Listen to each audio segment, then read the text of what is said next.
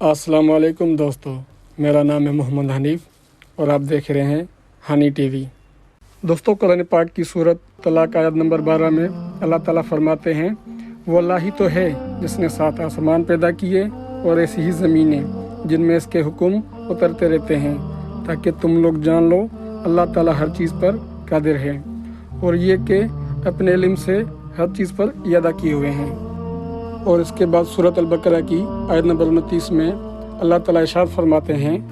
वही तो है जिसने सब चीज़ें जो ज़मीन में हैं तुम्हारे लिए पैदा की, फिर वो आसमान की तरफ तवज्जो हुआ तो इसको ठीक 7 आसमान बना दिया और वो हर चीज़ से ख़बरदार है। इन आयत मुबारक से ये वाज़ेह हो जाता है वो आसमान जिसे हम ज़ाहिरी आँखों से आज देख रहे हैं वो एक आसमान तक महदूद नहीं है, बल्कि इसी तरह के बिल्कुल इसी से मिलते जुलते 7 आसमान या कायनातें मौजूद हैं जो हमारी सोच और नज़रों से बहुत बहुत दूर है। बिल्कुल इसी तरह से 7 ज़मीनों का जिक्र किया गया है जो एक साहिब अक़ल के शख्स के दिमाग में ये सवाल ज़रूर पैदा कर सकती है कि तय 7 आसमानों से और 7 ज़मीनों से दरअसल मुराद क्या है। क्या वाकई हमारी इस कायनात की जैसी कई और कायनातें भी वजूद रखती हैं जहाँ इंसानों जैसी या कोई भी और मखलूक वजूद रखती है और यहाँ पर अल्लाह ताला के अहकामात भी नाजिल होते हैं जो कि हमारी मौजूदा कायनात से बिल्कुल अलग और जुदा हैं, या फिर इससे मुराद ज़मीन के गिर्द मौजूद कुदरती हिफाजती दह हैं जैसे कि ट्रोपोस्फेयर, स्ट्रेटोस्फेयर, मेसोस्फेयर और थर्मोस्फेयर। ज़मीन का कुदरती मैग्नेटिक फील्ड या फिर ओजोन लेयर वगैरह है जो कि हमारी ज़मीन को हर लम्हा खला से आने वाली बैरूनी ख़तरात से बचाती है और ज़मीन पर ज़िंदगी के वजूद को कायम रखने के लिए इंतहाई ज़रूरी है। दोस्तों, जहाँ तक आसमानों की बात है तो इस बात के अंदर कोई शक नहीं, 7 आसमानों से मुराद हमारे जैसे 6 जहान और भी हैं जिसका वाज़े तौर पर कुरान करीम के अंदर कई मकामात पर बयान किया गया है। कुरान करीम के अंदर 250 से ज़्यादा मकामात पर आसमानों का जिक्र किया गया है, जैसा कि सूरत अल-नबा आयत नंबर 12 में अल्लाह ताला इरशाद फरमाते हैं, और हमने तुम्हारे ऊपर मजबूत 7 आसमान बनाए। बिल्कुल इसी तरह से सूरत अल-इसरा आयत नंबर 44 के अंदर अल्लाह ताला मज़ीद फरमाते हैं, 7 आसमान और ज़मीन के अंदर जो लोग भी हैं सब के सब इसके तस्बीह बयान करते हैं और मखलूक़ात में कोई भी चीज़ नहीं मगर इसकी तारीफ़ के साथ तस्बीह करती है, लेकिन तुम इसकी तस्बीह को नहीं समझते। बेशक वो बुर्दबार गफ़ार है, यानी कि खालिक के कायनात ने सिर्फ एक कायनात नहीं बल्कि 7 कायनातें बनाई और इन्हीं कायनातों के अंदर ज़मीन के जैसी कई ज़मीनें मौजूद हैं जहाँ पर कई नामालूम मखलूक़ात आबाद हो सकती हैं, जैसा कि हज़रत आदम अलैहिस्सलाम ज़मीन पर आने से पहले ज़मीन पर जन्नत आबाद थे। इसके अलावा नबी पाक सल्लल्लाहु अलैहि वसल्लम का सफ़र मेराज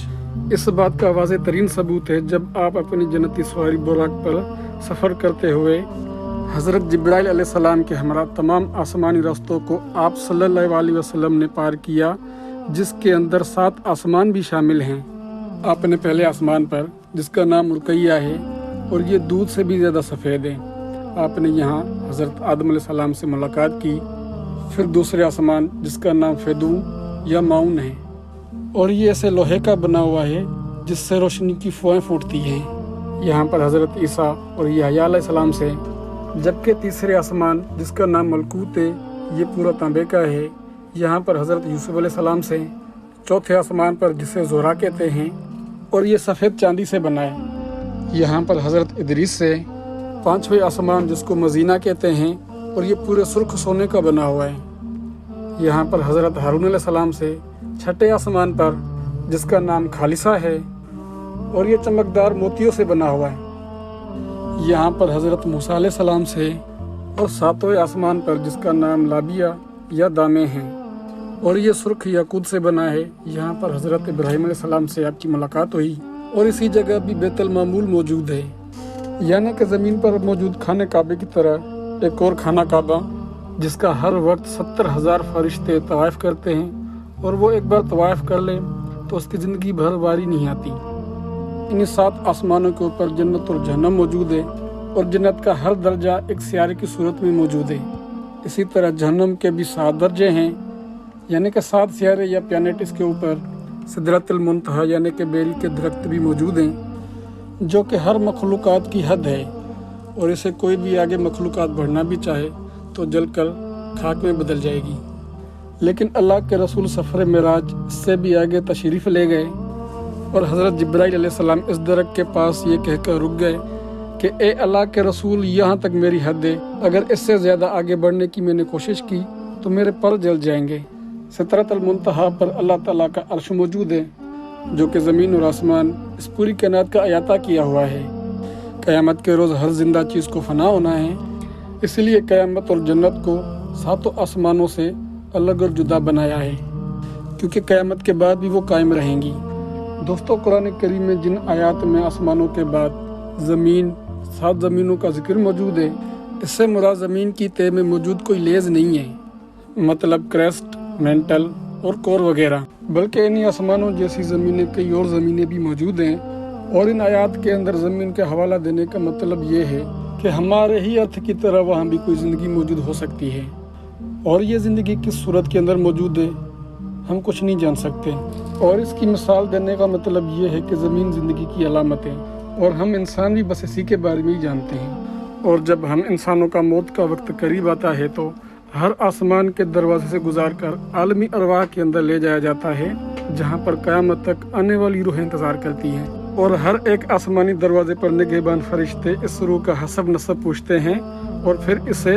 इस दरवाजे से गुजरने देते हैं। और जैसा कि सफ़र मेराज पर हज़रत जिब्राइल अलैहिस्सलाम ने नबी पाक सल्लल्लाहु अलैहि वसल्लम को हर आसमान का तारुफ करवाया, और ये निगहबान फरिश्ते खुशामदीद कहकर सब दरवाजे खोल दिए।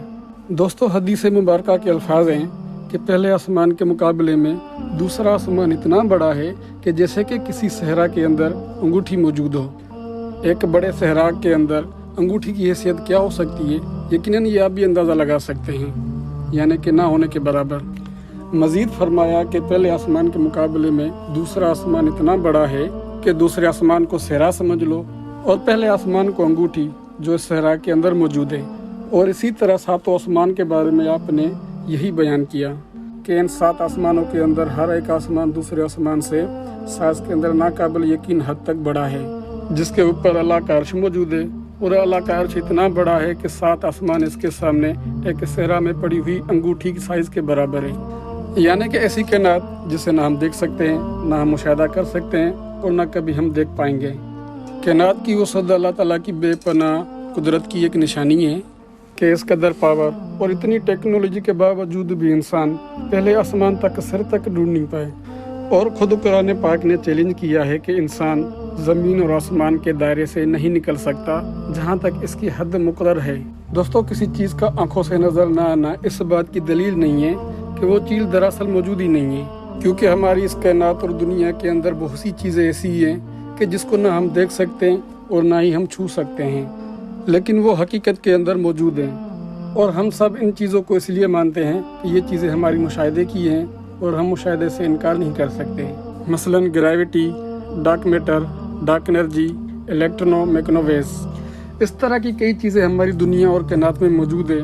मगर हमें नज़र नहीं आती। और 7 आसमानों का तस्वर भी ज़रा मुख्तलिफ नहीं है, क्योंकि वो भी किसी वजह से हमारे आंखों से किसी मसलत की वजह से कोशीदा हैं। और इस अजीम व शान कायनात के बारे में दुनिया का हर शख्स बिग बैंग थ्योरी पर यकीन रखता है, जिसके मुताबिक हमारी कायनात एक नथिंग पॉइंट से एक सिंगुलैरिटी के अंदर बंद थी, जिसका मैस अनलिमिटेड था और ग्रेविटी हद से ज़्यादा। सोई एक बड़े धमाके से फट कर बिखर गई, जो मौजूदा कायनात में गैलेक्सी, स्टार और नेबुला वगैरह बना। और ये भी कि रोशनी की हर रफ्तार मुसलसल फैल रही है, जैसे कि धमाके के बाद होता है, चीज़ें दूर दूर तक बिखर जाती हैं। और जब इस धमाके की शिद्दत ख़त्म होगी, ये फिर वहीं पर वापस लिपटना शुरू हो जाएगी जहाँ से इसका आगाज़ हुआ। इसी बिग बैंग के बारे में कुरान शरीफ आज से 1400 साल पहले बयान करता है कि क्या काफिरों ने नहीं देखा आसमान और ज़मीन दोनों मिले हुए थे, कि हमने उसको जुदा जुदा कर दिया और तमाम जानदार चीज़ें हमने पानी से बनाई। फिर लोग ये ईमान क्यों नहीं लाते, जबकि इस कायनात के खात्मे के मुतालिक अल्लाह ताला फरमाते हैं कि क्या तुम नहीं देखते जितनी चीज़ें जो ज़मीन में हैं सब कुछ खुदा ने तुम्हारे ज़ेरे फरमान कर रखी हैं اور کشتیاں بھی جو اس کے حکم پر دریا میں چلتی ہیں، اور وہ آسمان کو تھامے رکھتا ہے کہ زمین پر کہیں گر نہ پڑے مگر اس کے حکم سے۔ بے شک خدا لوگوں پر نہایت شفقت کرنے والا اور مہربان ہے۔ دوستو، یہاں پر آسمان کو تھامنے کی بات کرنا کہ کہیں وہ گر نہ پڑے، اس سے مراد آج کی زبان کے اندر سائنس کی زبان میں بگ کرش تھیوری ہے، جس سے مراد جس رفتار سے یہ ہماری کائنات پھیل رہی ہے، اسی رفتار سے ایک دن سکڑ کر پھر سے ایک سنگولیرٹی کے اندر بدل کر ختم ہو جائے گی، یعنی کہ ریورس ہو کر بالکل ایک غبارے کی طرح، جس میں اس کو ہوا بھر کر اس کو کھول دیا جائے اور اس کے بعد وہ اپنی اصلی حالت میں واپس آنا شروع کر دے۔ بالکل یہی گریویٹی پوری کائنات کا حال کرے گی۔ اور ذرا سا آپ سوچ کر دیکھیں، یہ گریویٹی جیسی فورس ہے کیا جو ہمیں نظر نہیں آتی لیکن وجود رکھتی ہے، ایک ایسی طاقت جو نظام کائنات سنبھالے ہوئے ہیں لیکن انسانوں کے کنٹرول میں نہیں۔ یقیناً یہ اللہ کا حکم ہے، نہیں تو یہ پورا آسمان، اس میں ہر چیز آج انسانوں پر گر پڑے۔ آج سے 1400 سال پہلے اس کائنات کو پیدا کرنے، اس کے خاتمے اور اس کی وسطوں کو اور عرب کے ایک صحرا کے اندر جب بھی کسی قسم کا کوئی فلکیاتی کوسمولوجی کا کوئی علم موجود ہی نہیں تھا، اور کس نے اپنے پیارے پیغمبر کو یہ سب باتیں اتنے واضح انداز کے اندر بیان کی، جسے 21ویں صدی کے سائنس کے آج کے دور کے سب سے بڑے دریافت کے طور پر پیش کر کے فخر محسوس کرتی ہے۔ یقیناً اس خالق نے اس کائنات کو پیدا کرنے والا اور اس کے رازوں کو جاننے والا ہے۔ وہ اس پوری کائنات کا وہ اکیلا بادشاہ ہے، جس کے دست قدرت کے اندر ہر اس کائنات کا ایک ذرہ ہے، اور وہ اس ذرے سے بھی غافل نہیں ہے۔ بے شک ہمارا خالق اور مالک سب جانتا ہے۔ دوستو، امید ہے یہ آج کی ویڈیو آپ کو پسند آئی ہوگی۔ ایسی اچھی ویڈیوز دیکھنے کے لیے ہمارا چینل سبسکرائب کریں اور دوستوں سے شیئر کریں۔ اب ملیں گے ہم ایک اچھی انٹرسٹ ویڈیو کے ساتھ، تب تک اللہ حافظ، اللہ نگہبان۔